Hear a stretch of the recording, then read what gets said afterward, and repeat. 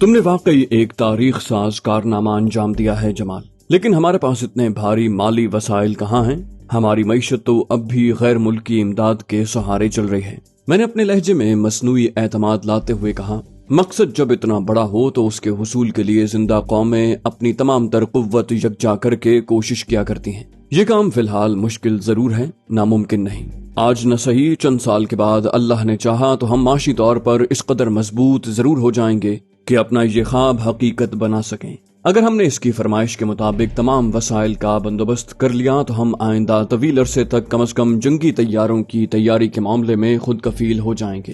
بلکہ اگر ہم صنعتی پیمانے پر ایسے طیارے بنانے کے قابل ہو گئے تو ان کی برآمدات کے ذریعے قیمتی زر مبادلہ کمانے کے قابل بھی ہو سکتے ہیں۔ میری اس بات پر خان صاحب نے میری خوش امیدی کی پرجوش تائید اور حمایت کی، لیکن مجھے ان کے لہجے میں وہ بے ساختگی اور مسرت کی کمی محسوس ہوئی۔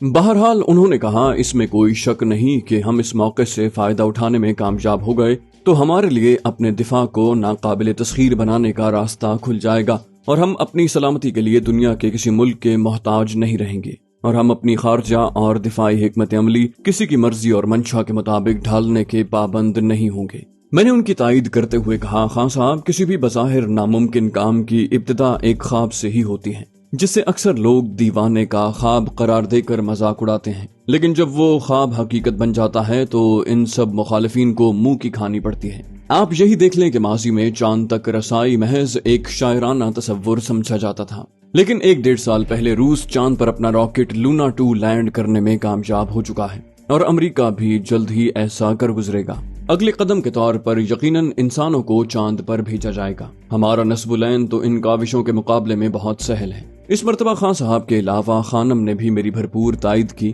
وہ دونوں اب مجھے حقیقی معنوں میں پرامید اور پرجوش دکھائی دیے۔ انہوں نے کہا، میری کوشش ہوگی کہ سفیر صاحب پاکستان جا کر یہ سارے معاملات خود صدر صاحب کے گوش گزار کریں۔ تبھی خان صاحب کو شاید کچھ ہی جاتا گیا۔ انہوں نے اپنی بیگم کو مخاطب کرتے ہوئے کہا، جمال بھائی نے روکھے منہ سارا قصہ بیان کر دیا محترمہ، اب تو آداب مہمان نوازی کا خیال کریں۔ ہم نے ملاقات کا جو طریقہ طے کیا ہے اس کے مطابق اب ان کا کم کم ہی یہاں آنا ہوگا۔ خان صاحب نے اپنا لہجہ شوخ رکھا تھا، تاہم خانم سچ مچ شرمندہ سی ہو کر فوراً باورچی خانے کی طرف چل دیں۔ ان کے جاتے ہی میں نے پوچھا، لگتا ہے آپ نے کوئی خاص بات بتانے کے لیے انہیں ٹالا ہے؟ خان صاحب نے ہاں میں گردن ہلائی۔ بولے، میں یہ بتانا چاہتا ہوں کہ تم نے مائکرو ڈاٹ کیمرے کے ذریعے لکشمن اور راگنی کی جو خفیہ تصاویر بنائی تھیں انہیں ڈیولپ کر لیا گیا ہے، اور ان کی کاپیاں میرے پاس پہنچ چکی ہیں۔ اگر کہو تو دکھا دوں۔ میں نے نفی میں سر ہلایا، کہا، وہ شرمناک مناظر دیکھ کر میں کیا کروں گا؟ ویسے بھی لکشمن کی ہلاکت کے بعد وہ معاملہ تو لگ بھگ ختم ہی ہو گیا ہے۔ خان صاحب نے میری بات سن کر عجیب سی نظروں سے مجھے دیکھا اور پھر کہا، تم نے لکشمن کا کام تمام کیا ہے، لیکن بھائی اس کا یہ مطلب کیسے ہو گیا کہ یہ معاملہ بھی ختم ہو گیا ہے؟ ان تصویروں کے ذریعے ہم راگنی کو اپنے مقاصد کے لیے استعمال کر سکتے ہیں۔ وہ اپنی قاتل اداؤں کے ذریعے مردوں کا دل جیتنے کی ایکسپرٹ ہے۔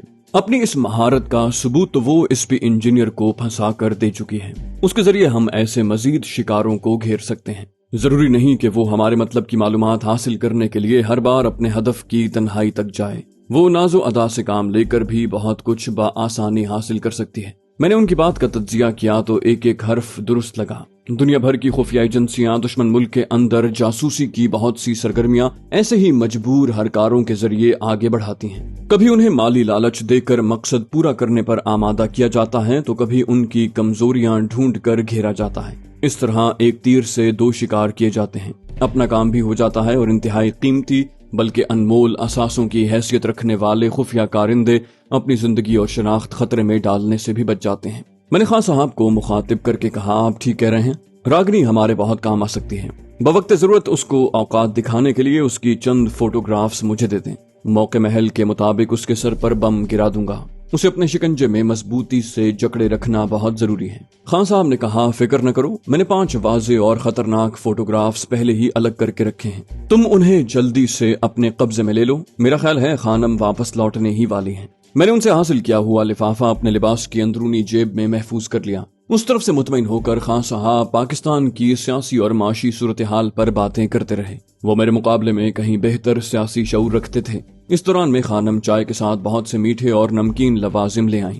कुछ देर मजीद वहां गुजारने के बाद मैंने उनसे इजाजत ली और टहलने के अंदाज में चलते हुए अपनी गाड़ी तक वापस आ गया। रात आधी से ज्यादा गुजर चुकी थी। मैंने गाड़ी का दरवाजा खोला और स्टीयरिंग के पीछे बैठकर इग्निशन में चाबी घुमाई। पहली कोशिश में स्टार्ट होने की बजाय गाड़ी का इंजन खनकार कर खामोश हो गया। ऐसा पहली बार हुआ था। मैंने चंद लम्हों के तवक्कुफ से एक बार फिर कोशिश की और चाबी को कदरे ज्यादा देर तक इग्निशन में घुमाकर आखिरी हद पर रोके रखा, लेकिन करीब सी खड़खड़ाहट के बाद इंजन ने एक बार फिर जागने से माजरत कर ली। मैंने हैरत पर काबू पाते हुए सोचा कि रात में अब भी अच्छी ठंड हो जाती है। हो सकता है उसका असर हो सकता है बैटरी से मुंसलिक तार का जोड़ ढीला होने से भी इंजन को नाकाफी करंट पहुंच रहा हो। मैंने बोनट खोलने वाली कल दबाई और गाड़ी से उतर आया। मसला ये था कि वहां खासा अंधेरा हो रहा था और मेरे पास दिया सलाई भी मौजूद नहीं थी, जिसकी रोशनी में बैटरी का नक्श ढूंढने की कोशिश करता। मैं बोनट उठाकर अटकल पिच्चू बैटरी के तारों से छेड़छाड़ करने लगा। अपनी तरफ से दोनों तार कसने के बाद मैंने दोबारा दरवाजे की तरफ कदम बढ़ाए ही थे कि एक भारी और गरजदार सी आवाज ने मुझे चौंका दिया। गाड़ी स्टार्ट नहीं हो रही है कि बाबूजी, हम थारी कुछ मदद कर दें? मैंने चौंक कर आवाज की तरफ देखा तो मुझे दो अफराद दिखाई दिए। अंधेरे में उनकी शक्लें तो दिखाई न दी, अलबत्ता उनके अकब में खासे फासले पर रोशन एक कुमकुमे की रोशनी में उनके हजूले बता रहे थे कि उनमें से एक मुझसे जरा लंबे कद और छरीरे जिस्म का मालिक है, जबकि उसका साथी कदरे नाटा और भारी भरकम था। पस्ता कद शख्स बोला तो पता चला कि पहले भी उसी ने मुझे मदद की पेशकश की थी। बोला, घबराओ नहीं बड़े साहब, मुश्किल में पड़े लोगों की खिदमत करके हमने घनी खुशी होवे है। वो शख्स मुंह से कैसे भी हमदर्दी भरे अल्फाज कह रहा हो, रात के उस पहर उनका अचानक टपक पड़ना ही मुझे उनकी असलियत बताने के लिए बहुत काफी था। उनके पास बज़ाहिर कोई हथियार दिखाई नहीं दे रहा था। शायद उन्होंने मुझे अपनी दुगनी तादाद और नामुवाफिक सूरत हाल से खौफजदा करना ही बहुत काफी समझा, मगर मेरे लिए जानना जरूरी था कि उनके दांत कितने नुकीले हैं। मैंने नर्म लहजे में कहा, मैं मदद की पेशकश के लिए तुम्हारा आभारी हूँ दोस्त। गाड़ी में कोई मामूली खराबी हो गई है और मैं खुद अच्छा खासा मैकेनिक हूँ, परंतु माचिस उधार दे दो तो बड़ी कृपा होगी। मेरी बात सुनकर वो दोनों धीरे से हंसे। फिर लंबे वाले अजनबी ने कहा, चिंता न करो बाबूजी, कुछ पेज हमको भी कसने की आज्ञा दो। उसकी बात सुनकर मैंने चौंकने का नाटक किया। क्या मतलब? उसने जवाब में अपने लहजे में धमकी शामिल करते हुए कहा, मतलब ये है कि हम तुम जैसे पाप के व्यापारी अमीरों की सेवा के लिए ही अपनी रात काली करने निकलते हैं। अपने जीवन से प्रेम करते हो तो चुपचाप ढीली कर दो, वरना। मैंने उसकी बात सुनकर खौफजदा लहजे में कहा, मजाक न करो भाई, मैं पहले ही परेशान हूँ। मैं अय्याशी करने यहाँ नहीं आया, दोस्त बीमार है, उसका हाल पूछने आया हूँ। बातों में वक्त गुजरने का पस्तकद शख्स ने गुस्सीले लहजे में बात काट दी। बोला, घनी बकबक तो करियो नी, ताव दिलाया तो अंतड़ी बाहर निकाल के फेंक दो साले की। ये कहकर उसने हाथ फैलाया। उसने हथेली में गरारीदार चाकू दबोच रखा था। दूसरा भी यकीनन निहत्ता नहीं होगा, लेकिन उसने अपना हथियार दिखाना जरूरी न समझा। उन दोनों ने मेरे हुलिये से बजा तौर पर यह कयास लगाया होगा कि मैं पक्की उम्र का सहल पसंद रईस यानी आसान शिकार हूँ, जो शायद अपनी किसी रखेल से मिलने आया होगा। मेरी तरफ से किसी मज़ाहमत का तो उनको जरा भी अंदेशा नहीं होगा। मेरे पास बहुत ज्यादा रकम नहीं थी। उमूमी हालात में उनसे उलझने की बजाय मैं उनका मुतालबा पूरा करने को तरजीह देता, लेकिन मुझे यकीन था कि मैं अपने पास मौजूद तमाम रकम भी उन उचक्कों के हवाले कर दूं, तब भी उन्हें मेरे तही दामन होने का यकीन नहीं आएगा और ये मेरी तलाशी लेने की जिद करेंगे। उधर मेरी अंदरूनी जेब में वो लिफाफा मौजूद था जिसे मैं हर कीमत पर उनकी दस्तरस से बाहर रखना चाहता था। मेरा जहन तेजी से काम कर रहा था। मेरी गाड़ी के खुफिया खाने में मेरा वफादार पिस्तौल मौजूद था। अगर वो मुझे गाड़ी की ड्राइविंग सीट पर बराजमान हालत में लूटने की कोशिश करते तो मैं अपने हथियार की झलक दिखलाकर उनकी सुट्टी गुम कर सकता था, लेकिन अब मुझे खाली हाथ उनसे निमटना था। ताहम उनसे जान छुड़ाने के अलावा मुझे गाड़ी के स्टार्ट न होने का मसला भी दरपेश था। मुझे खदशा था कि गाड़ी की खराबी भी इन दोनों बदमाशों की ही कारस्तानी है। मैं अपने इस शक की तस्दीक भी करना चाहता था। उधर मेरी खामोशी को उन लोगों ने मज़ाहमत के इरादे से ताबीर किया और लंबे वाले लफंगे ने भी नेफे से चाकू निकाल कर खोल लिया। अंधेरे से मानूस आंखें मुझे बता रही थीं कि उसके पिचके हुए चेहरे पर बाइसिकल के हैंडल जैसी मूछें हैं, जबकि मोटे का शेव बढ़ा हुआ है। दोनों की उम्रें 30 और 40 के दरमियान रही होंगी। मैं उनके चेहरे का पूरी तरह जायजा भी न ले पाया था कि मोटा चाकू बरदार बावले कुत्ते की तरह खुखे आया। महारा ठैम खराब नहीं कर बुढ़े, अपनी अंटी खाली कर दे फटाफट, मेरा मगज फिरते देर नहीं लगती। मैंने उसका तहकीर आमेज लहजा नजरअंदाज करते हुए खौफ से कांपती आवाज में कहा, मुझ पर हाथ उठाने की जरूरत नहीं है। मेरे पास जितनी भी रकम है सब तुम्हें देने को तैयार हूँ, परंतु मेरी एक शर्त है। मेरी बात सुनते ही लंबा लुटेरा गुर्राया। कैसी शर्त? मैंने अपने लहजे में मजबूती लाते हुए कहा, मुझे पता है मेरी गाड़ी के इंजन में तुमने ही गड़बड़ पैदा की है, पहले उसकी खराबी दूर करो, फिर मैं चुपचाप अपनी जेब खाली कर दूंगा। मैं वादा करता हूँ। उन दोनों ने आंखों ही आंखों में मशवरा किया। फिर मोटा अपने साथी को बोला, ठीक है नजीरे, बैटरी निकाल गोजी से और जोड़ दे तार। बुढ़ा भला मानस लग रहा है मन में। ये सुनकर नजीर ने अपना चाकू बंद करके वापस नेफे में रखा, जेब में से एक छोटी सी टॉर्च निकाल कर रोशन की और उसे मुंह में दबाकर खुले बोनट से इंजन पर झुक गया। इस दौरान में मोटा अपने तई मुझे अपने चाकू की जद में लिए खड़ा था। नजीर ने बमुश्किल 2 मिनट लगाए। उसने जैसे ही सीधा होकर बोनट बंद किया, मेरी दाईं टांग बिजली की तेजी से फजा में बुलंद हुई और सीधी मोटे की छाती पर ऐन दिल के मकाम पर टकराई।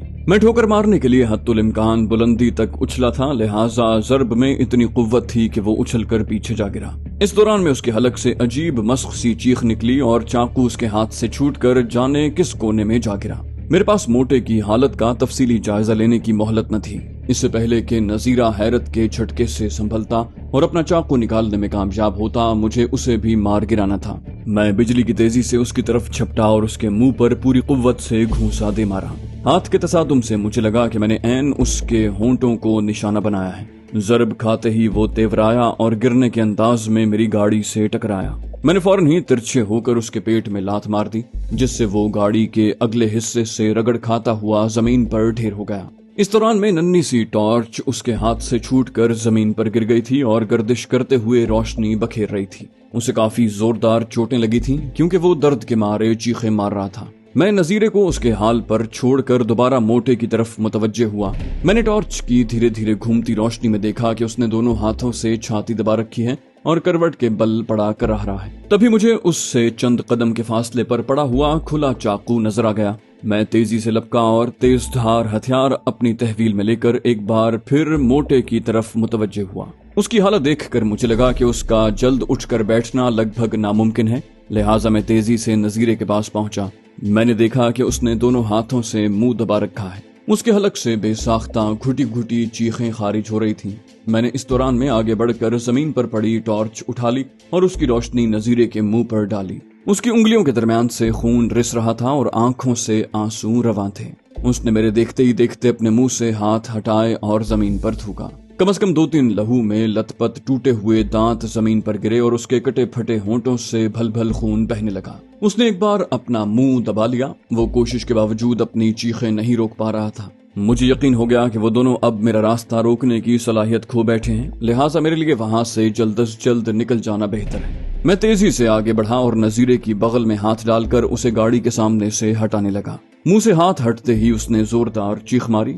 मैंने उसे एक तरफ डालकर उसके हाल पर छोड़ा और तेजी से मोटे की तरफ लपका। उसे लगने वाली जरब की शिद्दत के बारे में मेरा अंदाजा गलत था या शायद वो कुछ ज्यादा सख्त जान निकला। बहरहाल वो इस दौरान में उठकर खड़ा हो चुका था और मुझे चंद लम्हों के लिए भी देर हो जाती तो शायद वो अकब से मुझ पर झपट पड़ता। मैं बिजली की तेजी से आगे बढ़ा और इससे पहले कि वो संभल पाता उसके मुंह पर अंधाधुंध 3-4 घूंसे बरसा दिए। मेरे वार खासे कारगर रहे, खुसूसन जबड़े पर पड़ने वाली जरब खाकर वो चकरा गया और लड़खड़ाते हुए जमीन पर ढेर हो गया। मैंने उसे मुकम्मल तौर पर नाकारा बनाने के लिए झुककर उसकी कनपटी पर एक ऐसा घूंसा दे मारा। ये आखिरी जरब खाकर वो जिस अंदाज में साकित हुआ था, उससे ये अंदाजा मुश्किल न था कि वो काफी देर के लिए होशो हवास से बेगाना हो चुका है। उधर वो खबीस नजीरा अब वक्फे वक्फे से ज़िबाह शुदा बकरे की तरफ डकराते हुए हाय हाय के नारे लगा रहा था। मेरा दिल चाहा कि उसकी बोलती भी बंद कर दूं, लेकिन फिर मैं उसे नजरअंदाज करके अपनी गाड़ी की तरफ बढ़ा। मुझे ये खदशा सता रहा था कि खुदा जाने ये इंजन अब भी स्टार्ट हो पाएगा या नहीं। जाहिर है ये जरूरी तो नहीं कि गाड़ी में खराबी पैदा करने वाला उसे दोबारा कारआमद बनाने में भी उतनी ही महारत रखता हो। मैंने धड़कते दिल के साथ इग्निशन में चाबी घुमाई। अगले ही लम्हे मेरा दिल खुशी से झूम उठा। हल्की सी घरघराहट के साथ इंजन बेदार हो चुका था। मैंने गाड़ी की हेडलाइट्स रोशन की और गैराज के अहाते से बाहर निकालने के लिए उसे गियर में डालना चाहा, लेकिन विंड स्क्रीन से सामने का मंजर देखकर मेरे हाथ अपनी जगह पर साकित रह गए। अहाते से इखराज के रास्ते पर 3 पुलिस वाले खड़े हुए थे और उनकी हैरत भरी नजरें मेरी गाड़ी और इर्द गिर्द की सूरत हाल का जायजा ले रही थी। मेरे दिमाग में खतरे की घंटी बजने लगी। मैं संगीन खतरे की जद में था। वो तीनों खुदा जाने कब वहां आन टपके थे। उनमें से 2 संतरियों के कांधों पर राइफलें थी, जबकि तीसरे ने भारी हत्थी वाली बेद की लाठी उठा रखी थी। ये समझना मुश्किल नहीं था कि वो नजीरे की चीखों और बुलंद आहंग आहो बुका सुनकर उसकी तरफ मुतवज्जे हुए थे और उनका तजस्सुस गहरे शक में तब्दील हो चुका होगा। मेरे पास फैसला करने के लिए बराए नाम ही मोहलत थी। मैं जानता था कि वो तीनों अंदर आकर सूरत हाल का करीब से जायजा लेने में कामयाब हो गए तो मुझे लेने के देने पड़ जाएंगे। जरूरी नहीं कि ये मेरी तरफ से पेश की गई सफाई को सच तस्लीम कर लें और उन दोनों को वाकई लुटेरे मान लें। अगर ये मेरी जामा तलाशी पर बज़द हो गए तो मेरे पास से लक्ष्मण और रागिनी की माजूब तस्वीर बरामद होने पर मामला बिल्कुल ही हाथ से निकल जाएगा। मैंने फैसले पर पहुंचने में ज्यादा देर न लगाई। पलक झपकते में गाड़ी गियर में डाली और एक्सेलरेटर पर पांव का दबाव बढ़ा दिया। गाड़ी तोप से निकले गोले की तरह आगे बढ़ी। मैंने उन तीनों को उछल कर रास्ते से हटते देखा। इस कोशिश में उनमें से एक राइफल बरदार संतरी करीबी दीवार से बुरी तरह टकरा गया। गाड़ी जन्नाटे से उनके दरमियान से गुजरी और सड़क पर जा पहुंची और तेजी से भागने लगी। ये सब कुछ बमुश्किल चंद सेकंड में रूनुमा हुआ। ताहम सड़क पर आगे बढ़ते हुए मुझे मुसलसल धड़का लगा हुआ था कि कहीं इनमें से कोई बर वक्त संभल कर अकब से राइफल की गोली न दाग दे। मेरी नजरें बेकरारी से अकब नुमा आईने का जायजा ले रही थी। ताहम अगला मोड़ घूमने तक मुझे उन संतरियों में से कोई अपने अकब में दिखाई न दिया। फरलांग भर का फासला तय करने के बाद मैंने गाड़ी की रफ्तार कम कर ली। मैं एक बहुत बड़ी मुसीबत में फंसने से बाल बाल बच गया था। मैंने सोचा कि इन संतरियों को तो खैर मेरी शक्ल गौर से देखने का मौका ही नहीं मिला, लेकिन वो दोनों उचक्के मुझे जरूर शक्ल से पहचान सकते हैं। लेकिन मेरे पास इसका कोई हल भी तो नहीं है, सिवाय इसके कि मैं दुआ करूं कि मेरा आइंदा उनसे कभी सामना न हो। मुमकिन है वो इत्तेफाकन उस तरफ आ निकले हों या मेरा ताकुब करते हुए यहाँ पहुंचे हों। वो दोनों तो आधी रात को मुझे आसान शिकार समझकर घेरने के चक्कर में खामखा ही मेरे हाथों पिट गए हैं। ताहम मैं ये खदशा नजरअंदाज नहीं कर सकता था कि इन पुलिस वालों ने मेरी गाड़ी को अच्छी तरह देख लिया होगा और वो उसे बादज़ां शनाख्त भी कर सकते हैं। दिल्ली में उस रंग और साख्त की गाड़ियों की तादाद बहुत ज्यादा नहीं रही होगी। अगर बड़े पैमाने पर और संजीदगी से खोज लगाई गई तो पुलिस वाले मुझ तक पहुंच सकते हैं। बहरहाल मेरे पास फिलहाल इस खतरे के तदारुक का कोई तरीका नहीं था। मुझे आइंदा उस गाड़ी पर दिल्ली में सफर करते हुए एहतियात से काम लेना होगा। खुसूसन उस गाड़ी का खान साहब की रिहाइश के आसपास के इलाके में दोबारा नजर न आना ही बेहतर होगा। मैं तो वैसे भी काफी दिनों के लिए दिल्ली से रुखसत होने वाला हूँ। मेरी वापसी तक तो वैसे भी मामला ठंडा पड़ जाएगा। मैं अपने ठिकाने पर वापस पहुंचा तो गाड़ी की हेडलाइट्स बंद गेट पर पड़ते ही अरुण अपने केबिन से उठकर चला आया। वो गालिबन मेरा इंतजार ही कर रहा था ताकि मेरे आने के बाद गेट को ताला लगाकर सुबह तक के लिए ख्वाब खरगोश के मजे लूट सके। खुदा जाने वो और बंगले के बाकी मुलाजिमीन मेरे वक्तन फवक्तन रात गए तक गायब रहने के बारे में क्या क्या कयास आराइयां करते होंगे। अपने कमरे में पहुंचकर मैंने लक्ष्मण और रागिनी की तस्वीरों वाला लिफाफा मार्क 2 रेडियो ट्रांसमीटर के साथ महफूज किया और कुछ ही देर में गहरी नींद सो गया। अगली सुबह राजीव नाश्ता लेकर आया तो मैंने उसे अपने पास बैठने को कहा। देखो भाई राजीव, रागिनी देवी तो है नहीं जिन्हें बताकर मैं इजाजत ले सकूं और भगवान जाने उनकी वापसी कब हो, इसलिए तुम मेरी बात अच्छी तरह समझ लो और जब वो वापस आए तो उनको बता देना। वो तजस्सुस और ताज्जुब के मिले जुले तासुरात के साथ मेरी शक्ल देखने लगा। उसकी हैरानी भांप कर मैंने कहा, यार कोई परेशानी की बात नहीं है। मैं कल रात अपने घर हुमायूंपुर गया था। वहाँ पहुंचा तो पता लगा कि सरकार की तरफ से कुछ शरणार्थियों को उन जायदादों के बदले जमीन अलॉट की गई है जो वो पाकिस्तान में छोड़ आए हैं। मैंने भी क्लेम दाखिल कर रखा है। अगर मेरा केस भी मंजूर हो गया तो जिंदगी सुधर जाएगी। मुझे इस सिलसिले में कुछ दिन हुमायूंपुर में गुजारने पड़ेंगे। मेरी बात सुनकर वो यकदम खुश हो गया। बोला, ये तो बहुत खुशी की खबर सुनाई भाई रोहित। तुम चिंता न करो, तुम्हारी वापसी से पहले रागिनी देवी वापस आ गई तो मैं उन्हें समझा दूंगा। हफ्ते डेढ़ हफ्ते में तुम भी ट्रंक कॉल बुक करवा के उनसे बात कर लेना। मैंने कहा, हाँ क्यों नहीं, हो सकता है मैं बीच में यहाँ का चक्कर भी लगा लूं। बस तुम प्रार्थना करते रहना कि मेरा काम बन जाए। राजीव ने वादा किया कि वो न सिर्फ मेरा काम बन जाने के लिए दुआ करेगा बल्कि दिल्ली के मशहूर मंदिरों में जाकर मन्नत भी मानेगा। उसके जाने के बाद मैं अपना सफरी बैग तैयार करने लगा। मुझे मालूम था कि मैं कर्ट टैंक के साथ जिस जगह जा रहा हूँ वो इंतहाई हसास इलाका है, लिहाजा आतिशी हथियार साथ रखने का सवाल ही पैदा नहीं होता, बल्कि मार्क 2 ट्रांसमीटर भी यहीं छोड़कर जाना होगा। ऐन मुमकिन है किसी मरहले पर मेरी जामा तलाशी ली जाए। ट्रांसमीटर की बरामदगी मुझे मुश्किल में फंसा सकती है। अलबत्ता कोई माइक्रो डॉट कैमरा साथ ले जाने या न ले जाने के हवाले से मैं खासी देर तजब्जुब का शिकार रहा। मुझे वहां उसकी जरूरत पड़ सकती थी, लेकिन अपनी नन्ही सी जिसामत के बावजूद उसे साथ रखना खतरे से खाली नहीं था। ये ठीक है कि उसे लिबास में या सामान में छुपाना बहुत आसान था, लेकिन किसी ठोस वजह से शक हो जाने पर अगर खुफिया वाले बारीक बीनी से तलाशी लेने पर तुल जाते तो उसे ढूंढा जा सकता था, और अगर ये बरामद हो जाता तो फिर उन्हें मेरे हवाले से किसी मजीद सबूत की जरूरत न रहती। मैं पहले इस नतीजे पर पहुंचा कि फिलहाल माइक्रोडॉट को साथ ले जाने का खतरा मोल लेना मुनासिब नहीं है, मुझे उसके बगैर ही अपना काम चलाना होगा। लेकिन फिर मुझे ख्याल आया कि अगर किसी अहम मकसद के लिए मुझे माइक्रोडॉट कैमरे की जरूरत पड़ गई तो बेंगलोर में उसका बंदोबस्त करना नामुमकिन होगा। लिहाजा मुझे उसे साथ ले जाने का कोई ऐसा तरीका सोचना पड़ेगा जिसमें कम से कम खतरा मौजूद हो। काफी सोच विचार के बाद बिलाखिर एक तरकीब मेरे जहन में आ गई, जिसकी सबसे खास बात यह थी कि उस पर अमल आसान था, और खुदा न खास्ता अगर माइक्रोडॉट बरामद हो भी जाता तो मेरी गर्दन बराह रास्त शिकंजे में न आती। उस तरफ से पूरी तरह मुतमईन होने के बाद मैंने दफ्तर में जाकर होटल इंपीरियल में कर्ट टैंक के कमरे का नंबर मिलवाया। मेरी आवाज सुनते ही कर्ट ने मुझे पहचान लिया और पुरजोश लहजे में कहा, तुम कहाँ हो मिस्टर रोहित? 10 बज चुके हैं, हमारे जहाज के टिकट आ चुके हैं और हमें 3.5 घंटे के बाद बेंगलोर रवाना होना है। मैंने कहा, आप फिक्र न करें मिस्टर कर्ट, मैं 1 घंटे में आपके पास पहुंच जाऊंगा। ये बताइए, ये टिकट हमारे दोस्त मिस्टर एसपी इंजीनियर ही ने आपके पास पहुंचाए हैं ना? कर्ट ने पुरजोश लहजे में कहा, हाँ भाई, वही लेकर आए हैं और अभी मेरे पास ही मौजूद हैं। वो हमें रुखसत करके ही वापस जाएंगे। मैंने कहा, ये तो बहुत अच्छी बात है मिस्टर कर्ट, इसी बहाने एसपी से गप्पे लगाने का मौका भी मिल जाएगा। बस मैं यहाँ से निकल ही रहा हूँ। कर्ट टैंक से गुफ्तगू के बाद मैंने वाकई देर न लगाई, अपनी तहवील में मौजूद एक माइक्रोडॉट कैमरा अंदरूनी जेब में रखा, सफरी बैग उठाया और राजीव से रुखसत होकर बंगले से निकल आया। कुछ ही दूर पैदल चलने के बाद मुझे एक ऑटो मिल गया जिसने मुझे लाहौर गेट के करीब मीना बाजार की एक बहुत बड़ी दुकान के सामने उतार दिया। वहां से मैंने पहले एक कीमती और नफीस नक्शीन चौबी टोबैको बक्स खरीदा, जिसमें मखमल के दबीज गिलाफ में तंबाकू की मखमली थैली के अलावा पाइप रखने की जगह भी बनी हुई थी। बेशकीमत वर्जीनिया तंबाकू की थैली और पाइप खरीद कर उनके मखसूस खानों में सजाने के बाद नफासत से पैक किया। थैला उठाकर मैं बाहर निकला और एक टैक्सी पकड़कर इंपीरियल होटल की तरफ रवाना हो गया। मैंने टैक्सी की अकबी नशिस्त पर बैठते ही तंबाकू का बक्स निकाल लिया और उसे खोलकर बज़ाहिर उसके अंदरूनी हिस्से का जायजा लिया। ताहम मैं साथ साथ ये भी भांप रहा था कि टैक्सी ड्राइवर मेरी तरफ किस हद तक मुतवज्जे है। उसे सामने रास्ते पर नजरें जमाए पाकर मैंने कोट की जेब से माइक्रोडॉट कैमरा निकाला और फुर्ती से बक्स का मखमली गिलाफ उठाकर पाइप वाले खाने के नीचे मौजूद खांचे में छुपा दिया। अब बक्स को खाली करके उल्टाए बगैर उसे तलाश नहीं किया जा सकता था।